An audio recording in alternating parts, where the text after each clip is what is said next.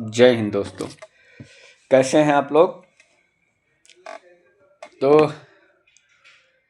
Current affair की series में आज फिर आपसे एक बार मुलाकात हो रही है और ये जो मुलाकात है वो बहुत ही इम्पोर्टेंट है ना। और जो आज का टॉपिक है वो भी बहुत ज़्यादा ही इम्पोर्टेंट होने वाला है, क्योंकि टॉपिक जो वो भारत की जीडीपी से संबंधित है ना।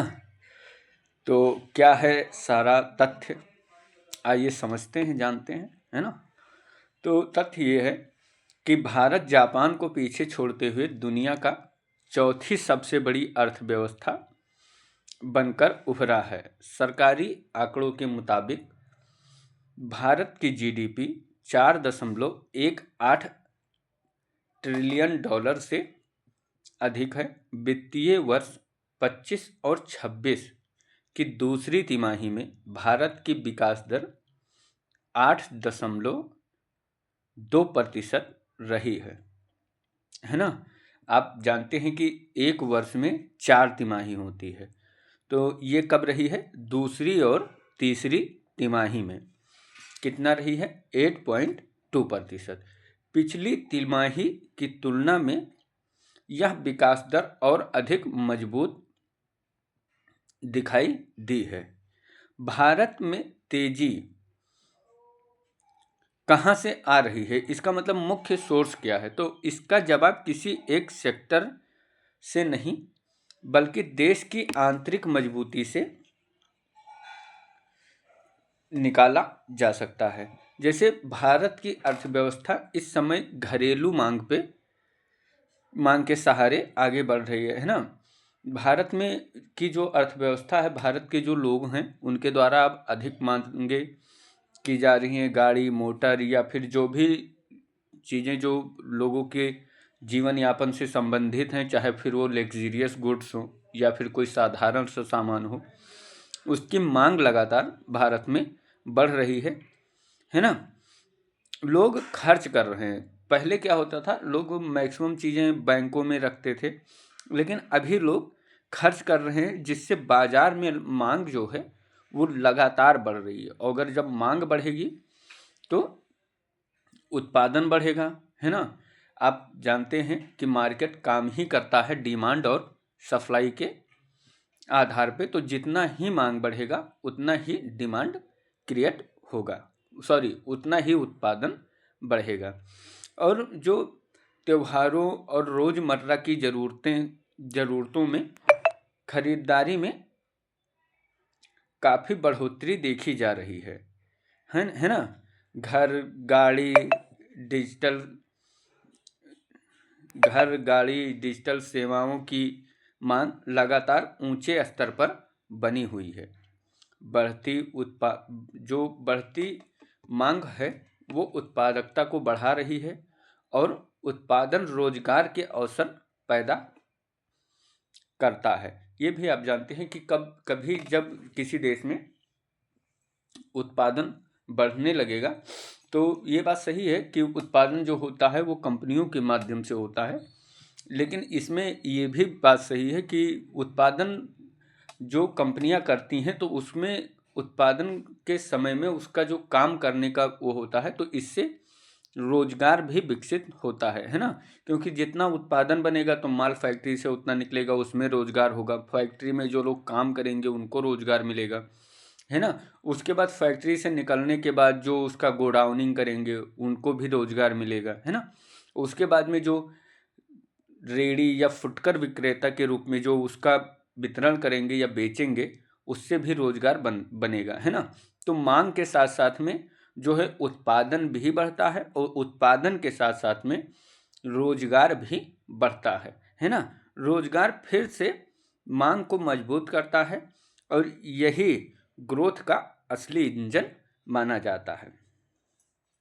अब इसमें एक शब्द आता है गोल्डी लॉक फेज। ये क्या होता है, तो सरकार इस दौर को एक दुर्लभ गोल्डी लॉक फेज के रूप में देख रही है ना। इस फेज में विकास तेज है लेकिन महंगाई अपेक्षाकृत काबू है ना।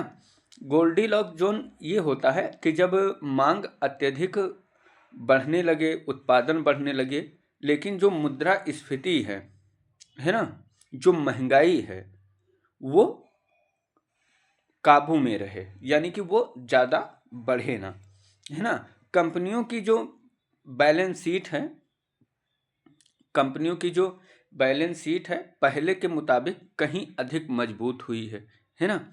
और बैंकों की जो स्थिति है बेहतर है, और कर्ज देने की क्षमता में इजाफा हुआ है ना। देखिए, इसको अब हम तीनों को एक साथ कनेक्ट करके देखते हैं। जैसे जब बैंक व्यक्ति को लोन अधिक देगा, तो फिर बैंक को जब व्यक्ति को सरलता से लोन प्राप्त होगा, तो वो सामान की डिमांड करेगा, है ना। और जब वो सामान की डिमांड करेगा, तो जब अधिक डिमांड होगा तो मार्केट में उसकी उत्पादकता बढ़ेगी, और जब उसकी उत्पादकता बढ़ेगी तो फिर क्या होगा, इससे लोगों के अंदर रोजगार उत्पन्न होगा, और जब रोजगार लोगों को मिलेगा, रोजगार से लोग पैसा कमाएंगे, तो वो पुनः वस्तु की मांग करेंगे, और उससे फिर से उत्पादन बढ़ेगा, और फिर से रोजगार बढ़ेगा, यानी ये साइकिल चलती ही जाएगी।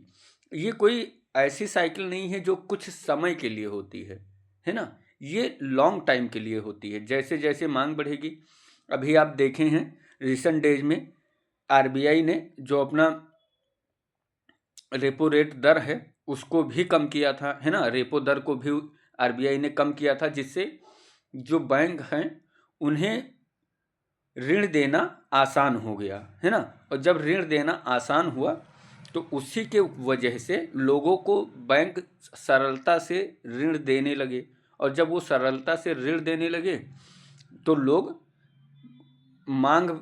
के मांग में वृद्धि होने लगी, यानी कि जब उनके पास पैसा आया तो वो घर खरीदेंगे, गाड़ी खरीदेंगे, समथिंग मोबाइल खरीदेंगे। अब हर चीज़ पे तो ईएमआई हो जा रहा है ना।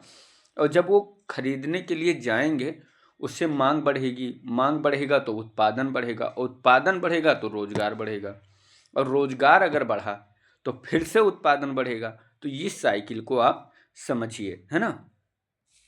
और यह जो संतुलन है किसी भी अर्थव्यवस्था के टिकाऊ विकास के लिए बेहद जरूरी होता है ना।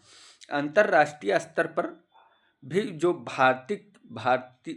भारत की आर्थिक कहानी है वो भरोसे के साथ देखी जा रही है ना। एक संस्थान है मूडीज, आप जानते होंगे। मूडीज के अनुसार भारत G20 देशों में सबसे तेजी से, है ना, बढ़ने वाली अर्थव्यवस्था रहा है।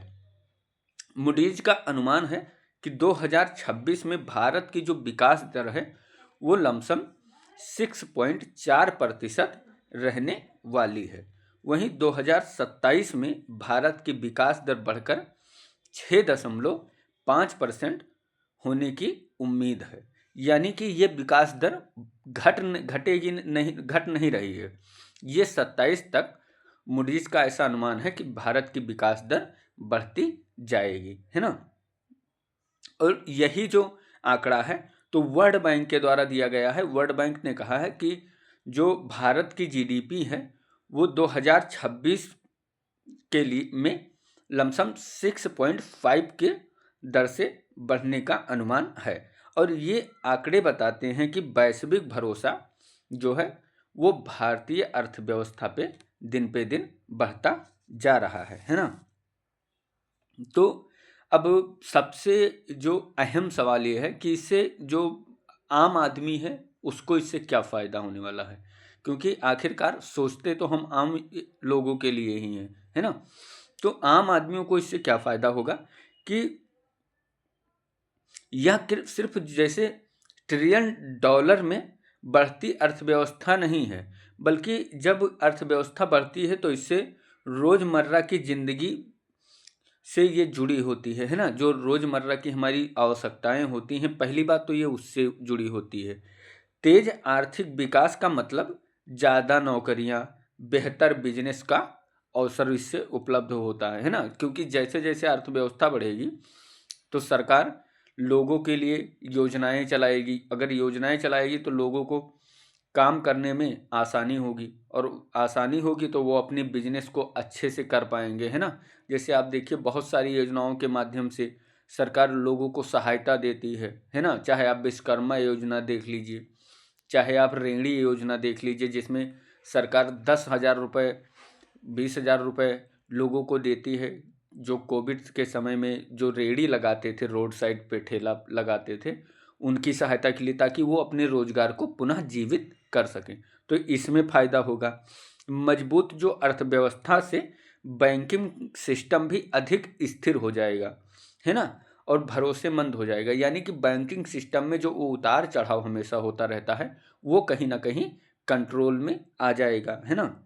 इन संसाधनों का इस्तेमाल जो होगा, है ना, जैसे जब बैंकिंग सुविधा बढ़ेगी तो इससे जो सरकार का टैक्स है, टैक्स कलेक्शन भी बढ़ जाएगा। और जब टैक्स कलेक्शन बढ़ेगा तो इन संसाधनों का जो इस्तेमाल है वो सरकार अस्पताल, स्कूल, डिजिटल इंफ्रास्ट्रक्चर, रोड इत्यादि में खर्चा करेगी। तो ये पूरी थी जो आपकी कहानी है, ये आपकी जीडीपी से ही जुड़ी हुई है। लंबी अवधि में इसका असर लोगों की आय और जीवन स्तर पर पड़ता है ना। यानी कि तुरंत इसका असर दिखाई नहीं पड़ेगा, लेकिन एक समय के बाद इसका असर दिखेगा। और ऐसा माना जाता है कि जर्मनी इस समय दुनिया की तीसरी अर्थव्यवस्था है। आप ये जानते हैं, क्योंकि पहले पे संयुक्त राज्य अमेरिका है, दूसरे पे चीन है और तीसरे पे जर्मनी है। लेकिन ऐसा माना जाता है कि कुछ समय में भारत जर्मनी को पीछे छोड़कर विश्व की तीसरी अर्थव्यवस्था बन जाएगा। तो ये थी टोटल जानकारी, है ना, और सारे महत्वपूर्ण तथ्य। अब इसमें आपको सारे की पॉइंट्स को याद रखने हैं कि मूडीज ने कितने % के दर से भारतीय अर्थव्यवस्था को बढ़ने को बताया है, वर्ल्ड बैंक ने कितने से बताया है ना। और सबसे महत्वपूर्ण बात कि भारत ने किस देश को पीछे करके ये जो उपलब्धि है वो हासिल की है, इससे आम जनता को क्या लाभ होगा। ये जो महत्वपूर्ण बातें हैं इसे आपको ध्यान में रखना चाहिए। तो जानकारी कैसी लगी बताइएगा। बाकी फिर मिलते हैं अगली वीडियो में, तब तक के लिए जय हिंद जय भारत।